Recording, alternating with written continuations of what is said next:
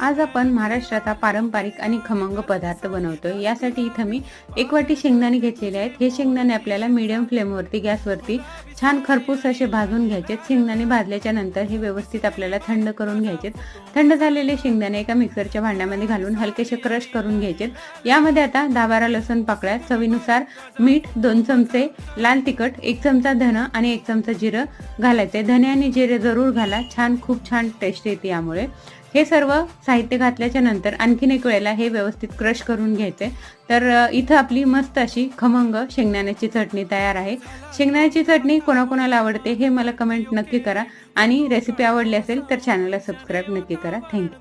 आज आपण महाराष्ट्राचा पारंपरिक आणि खमंग पदार्थ बनवतोय. यासाठी इथं मी 1 वाटी शेंगदाणे घेतलेले आहेत. हे शेंगदाणे आपल्याला मीडियम फ्लेमवरती गॅसवरती छान खरपूस असे भाजून घ्यायचे. शेंगदाणे भाजल्याच्या नंतर हे व्यवस्थित आपल्याला थंड करून घ्यायचे.